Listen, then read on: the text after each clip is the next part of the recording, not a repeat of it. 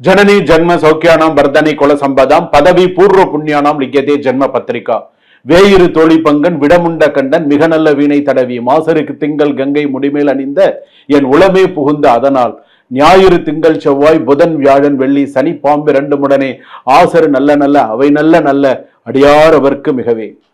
உலகெங்கும் வாழக்கூடிய next gen நேயர்கள் அனைவருக்கும் வணக்கம். நான் உங்கள் மக்கள் ஜோதிடர் டாக்டர் வி ராஜ்குமார் சிவாச்சாரியார் பேசுகிறேன். எல்லாரும் எப்படி இருக்கீங்க?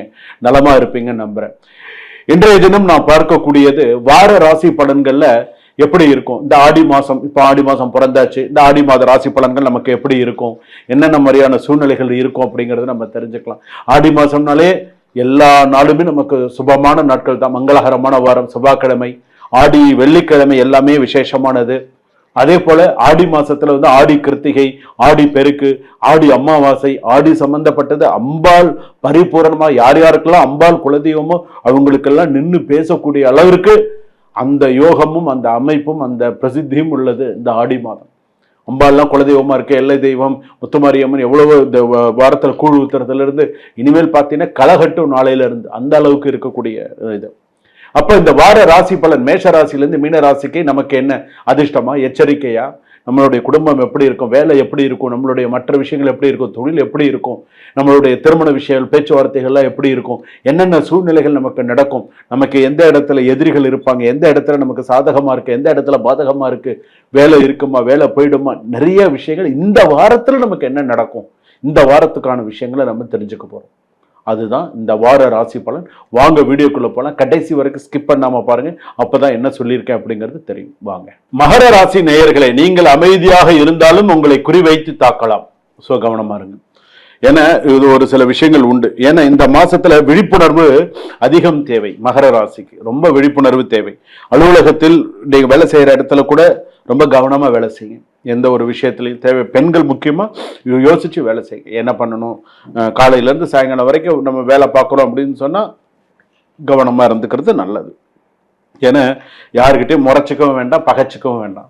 முறைத்தல் பகைத்தல் ரெண்டுமே வேண்டாம், தேவையில்லை. எண்ணத்துக்கு பதவி உயர்வு அல்லது முக்கிய பொறுப்பு தடுக்க மறைமுக சூழ்ச்சி ஏற்படலாம்.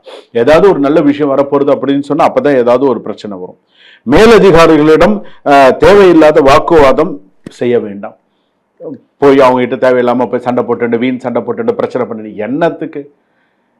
கேட்டா கேட்டதுக்கு பதில், சொன்னா சொன்னதுக்கு பதில். பிசினஸை பார்த்தோமா, வேலையை பார்த்தோமா, கரெக்டா இருந்தோமான்னு இருங்க. பிசினஸ்ல கூட அகலக்கால் வச்சுட்டு போகாது. இந்த வாரத்துக்கான சில பலன்கள். அதே போல தேவையில்லாத சில விஷயத்துல தலையிட. உங்கள் கையெழுத்தை பயன்படுத்தி பிறர் தப்பிக்க முயற்சிக்கலாம். கரெக்டா செய்யுங்க.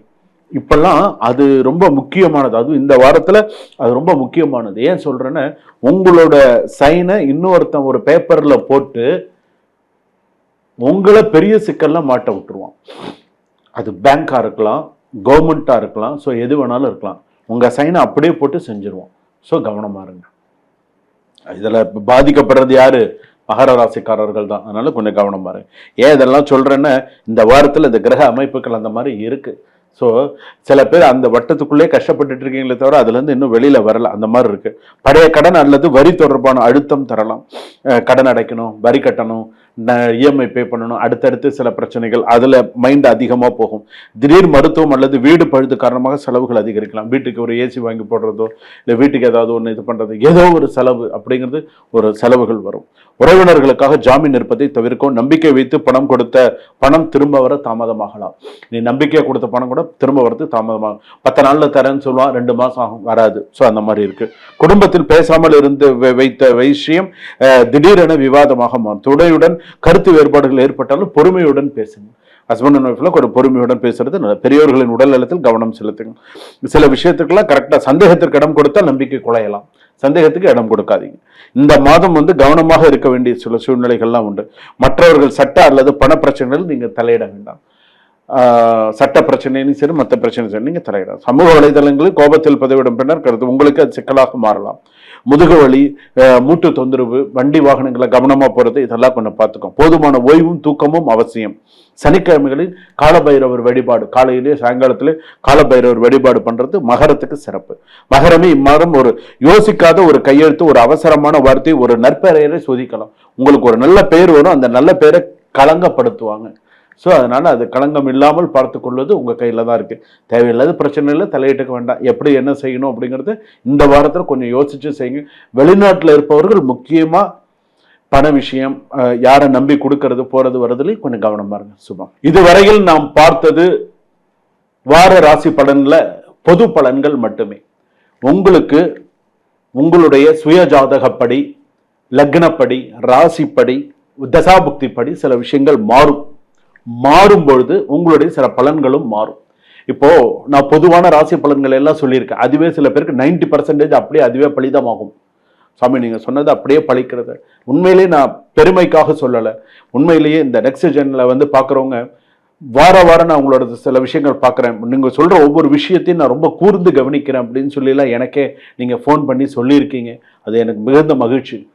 கரெக்டாக இருக்குது சுவாமி, எனக்கு அதுதான் எனக்கு ரொம்ப சந்தோஷமாக இருக்குது அப்படின்னு சொல்லியிருக்கீங்க. சந்தோஷம். உங்களுக்கு மேலும் இதை பற்றி தெரிஞ்சுக்கணும்னு டிஸ்கிரிப்ஷனில் நம்பர் இருக்குது. ஜாதகம் பார்க்க, ஜாதகம் எழுத, அல்லது உங்களுக்கு வந்து ஒரு திருமண பொருத்தம் பார்க்கறதுக்கு, ஒரு ராசி கற்கள் தெரிஞ்சுக்கிறதுக்கு, ஒரு வாஸ்து தெரிஞ்சுக்கிறதுக்கு, ஒரு குழந்தைக்கு பெயர் வைக்கிறதுக்கு தெரிஞ்சுக்கிறதுக்கு, ஒரு பிசினஸ்க்கு நேம் வைக்கிறது தெரிஞ்சுக்கிறதுக்கு, பிரச்சனம் பார்க்கறதுக்கு, தாம்பூல பிரச்சனம், தீபமங்கல பிரச்சனம், அஷ்டமங்கல பிரச்சனம், தற்கால பிரச்சனம், இந்த மாதிரி பிரச்சனங்கள் பார்க்கறது. ஸோ உங்களுக்கு ஏதாவது ஒரு டவுட் இருக்குன்னா குருஜிக்கு டைரெக்டாக ஒரு ஃபோன் பண்ணி டிஸ்கிரிப்ஷனில் நம்பருக்கு ஒரு அப்பாயின்மெண்ட் ஃபிக்ஸ் பண்ணி, சுவாமி நான் இதை கேட்கணும்னு நினைக்கிறேன், ஒரு கேள்வி ஒரு பதில், அந்த ஆப்ஷனும் இருக்குது. ஸோ உங்களுக்கு என்ன கேட்கணும்னு நினைக்கிறீங்களோ நீங்கள் கேட்டு நீங்கள் தெரிஞ்சுக்கலாம். சுபம். வாழ்க வளமுடன்.